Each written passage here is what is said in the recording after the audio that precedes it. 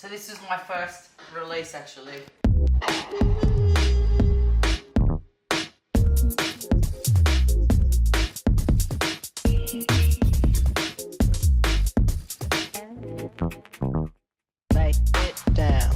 I'm Monika Ross. I am originally from Sydney, Australia. Been living in London and Berlin for the last 17 years. 10 years in London, 7 years in Germany. My background in music, I think I always wanted to be a drummer, if you see that picture behind you. Remember those caricatures that they used to do at Darling Harbour?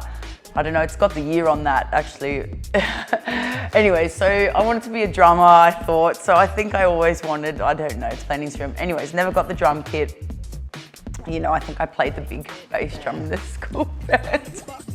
And then, you know, I don't know, I guess when I was 17, I saw like turntablism and yeah, fell in love with the scratching and, you know, DJing, and that's where it all started. But I was 17 when I got my first pair of decks, Stanton T80s. Yeah, pretty good. I mean, like they're direct drive, but like you touch them and there's no torque, so yeah. I was always attracted to albums that were coming, especially from England, or Fabric and the Fabric Live series. Also, I mean, like at Bristol, so good, you know, Massive Attack, all of the dubstep and drum and bass, you know, was huge. So I was lucky also because my dad's British, that I had a British passport, thanks to him. And so I went over there to sort of live and work for a year, and yeah, obviously enjoyed it. And also having that freedom to work there made a big difference, so I could stay. Changed everything, it did. I went for 1 year, it ended up being 17, so.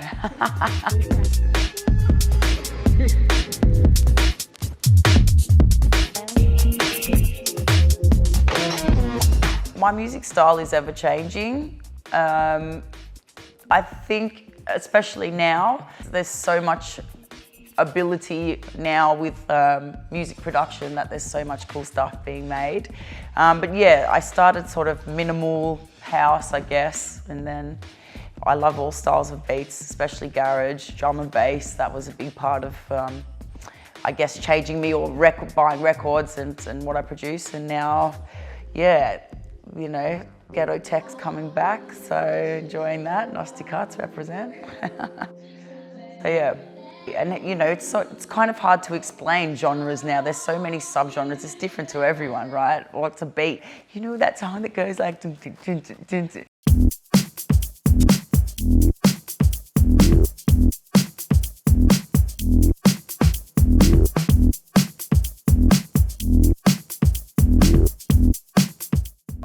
I've been producing for about, it's been over 10 years now, and now a bit more professionally. But I got Ableton, you know, when it came out, and I studied audio engineering, went to SAE London, started out at TAFE in Ultimo. So I've been producing beats for a while, but that had nothing to do with like recording bands and stuff like that, which was absolutely my forte. I loved recording orchestras, microphones, techniques and stuff like that. Making beats, yeah, 10 or 12 years, and I mean, I love it. I could lock myself up in the studio for 3 days and just go for it. It's so much fun to make. Or just, even if it doesn't have to be anything, you know, recording stuff, like, it's just so fun. I could do drums and bass for days, but you know, I would say, like, I would love to actually know more about music theory, writing, melodies, riffs, keys, guitar, anything, but you know, I'm better with a microphone and something to record. And there's so much to do now, and the ease of it and what you can create has expanded so much. It's amazing, yeah.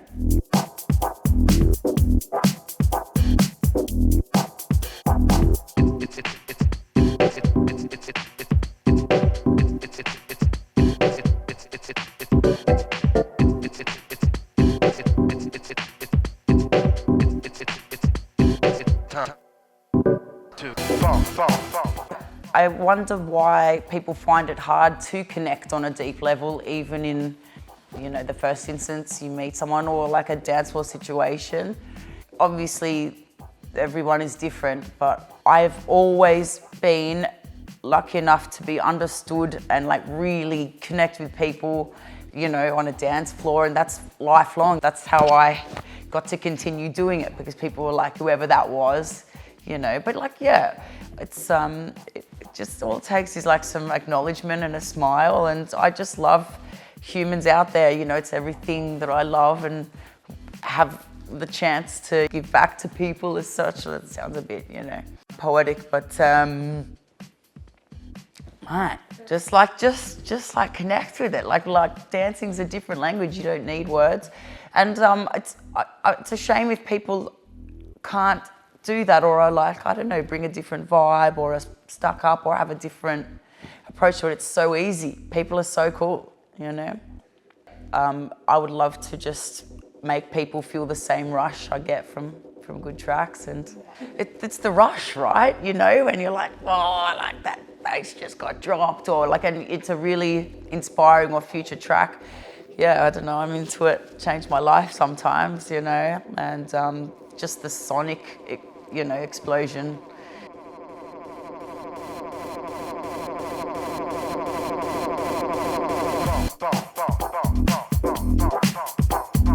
And yeah, obviously when everyone's having fun all together, it's a total way to like lose yourself and connect at the same time with, you know, awesome humans. I mean, like that's the best part of life in a lot of ways, yeah. But I think also that takes a good sound system, you know. Like my dad, you know, when I was sort of showing him, or I gave them my first record or whatever, he was like, it's all right, but it sounds like you're playing 6 feet underground. Like, I was like, yeah, but you know, if you had it on like a custom-built Martin audio system, you'd be able to hear the sound of the pin drop in the track, and it's like every minimal lover's dream, and it's like, you know, cinematic. And he was like, yeah, okay, thanks. So, but you know, great clubs with great sound systems really provide that, even if you're not a big soundy or whatever, you know. I think that's also part of the experience, you know.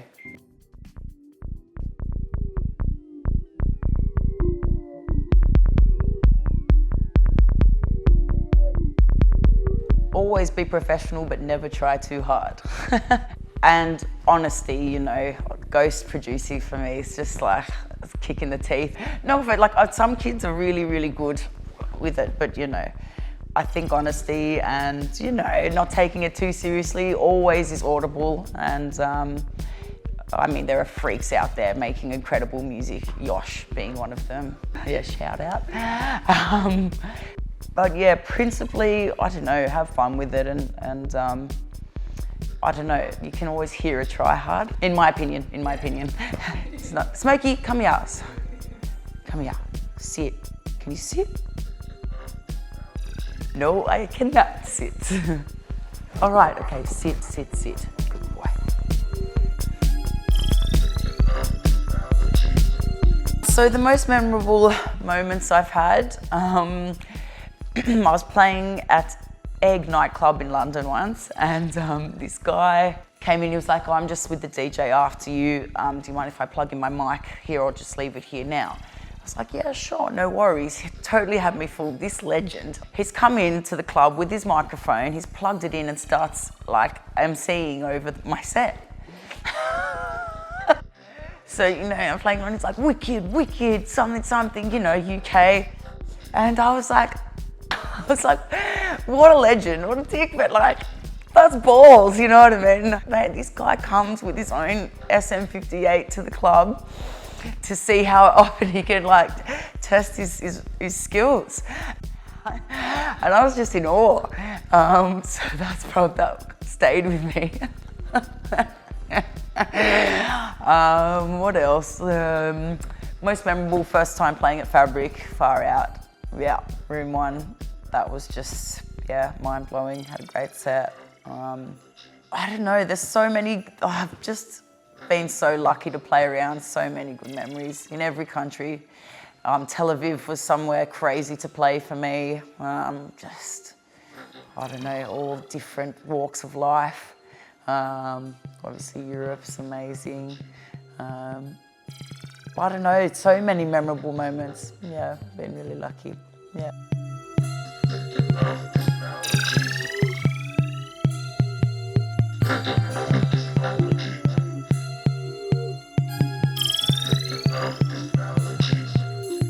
Subsonic. Always. I mean, it's such a good festival. Yeah, festivals is really my favorite also to experience and get to play at the same time, especially in the summertime here, you know, with the nature, it's just beautiful. Subsonic's definitely a great festival in Australia for me. However, I have been to Horton Festival year before last, and that was something I would aspire to, absolutely. Wow, yeah, everything I expected plus more, and just an amazing, amazing festival, but like, how can I put it? I relate it because it's Craig Richards, you know, all of that time we're talking about fabric and getting the CDs, and that sort of got me into it. For his curation of this festival, yeah, it was mature, sonically on point, the stages, the lineup. Damn, yeah, it's so good to still have that, like, wow, you know. I'd love to play there. That's awesome. Yeah, come on, Craig. Also, just the sound. It was Audio Technica did it, I think. Oh, yeah, crazy staging, yeah.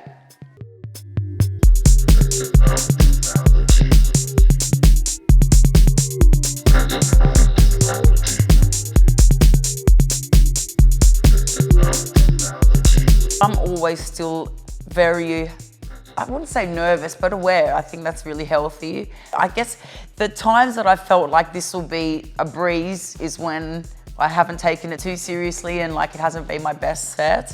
So I'm always really excited and always a bit nervous. You know, it's also really hard when you're really tired. Like for me, the ritual is to be with the people that booked you because they've, you know, organised and, you know, they're so excited. So being tired is always like the biggest struggle. So I guess I'm always trying to get myself together. That and, you know, a couple of tequilas, everything's good, yeah.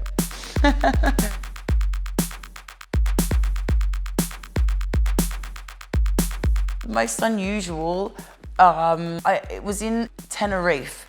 The nightclub was in this massive rock complex, and on the side of the complex, they had a massive LED screen, like huge, with my face on it, you know, the advertisement. Like, it looked like my nose was like the Sphinx of Egypt, so big. And I was like, wow, you can see it from like the plane landing. I was like, magma it's called, but that was really unusual because they had blown me up to the size of Uluru, and yeah, that was unusual. I mean, you know, I've been to some really unusual but cool bush doofs, as you'd say, but not in Australia, in Germany, where you had to sort of crawl through spaces to get to different stages. That was crazy. Also in the pitch black, you know, so have a torch or don't have a torch, but you're gonna make it to the stage. So that was unusual, but super cool. I went vinyl, then Serato came out, so it was time code vinyl. And that was good because you couldn't sync it. Then Tractor came out, and yeah, I guess I carried my laptop, but like plugging up and plugging down was so hard with that, just to use time code vinyls. Then obviously, you know, CDJs were a great thing, especially if you've got unreleased music or digital files. I did radio for years, so that was amazing, so I didn't have to carry lots of records all the time. But yeah, it's all come full circle. I always was attracted to record shopping, and there's still so much good stuff. New Current worked in a record shop recently in Berlin, so that's another hobby of mine that obviously, you know, attracts me. Also, I think for me, it's easier to play records because I'm not distracted visually by the waveform. I find it easier and also much more of a pleasure because you're just using your ears. And I mean, it looks sexier, come on. Playing records at home for my own pleasure is something, but having CDs or CDJs and going through music for a set is never like take my time. So it's, yeah, it's different. I can really enjoy playing records, but only vinyl for some reason because it's slower, you know. Don't get me wrong, I really want to learn how to scratch. Love a good chop, especially if it's, you know, dubstep, drum and bass, garage, you know. Love the tricks that you can do with digital. Yeah, love to play records. It's still such a pleasure, and I think it's because it's a different feel. Yeah, it's physical. Oh yeah.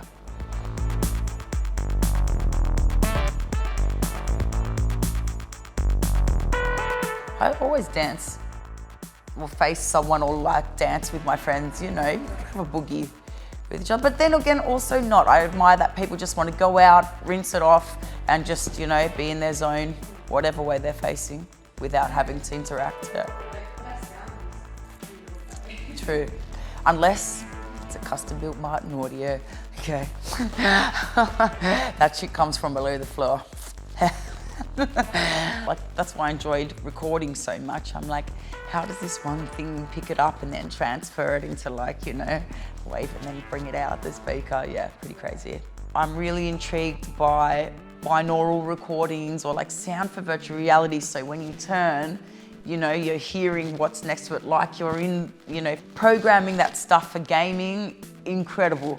Love to get more into that. I'm not great with maths and electronics, which is a massive part of it, you know. I'm still tripped out by like sound waves. I would love to understand computers a bit better in order to understand that programming and how you put in speakers and all around. Pretty crazy stuff. The way that you hear sound and then it creates an emotion. Right, you know, like crying over music, yeah. Oh, it's the best. Oh, it's the best. You know, music really can get the best of you in both ways, and that's so amazing, you know. I don't know if I've cried over some food, but you know, some chefs could, you know. It's another sense without words, I guess. Yeah.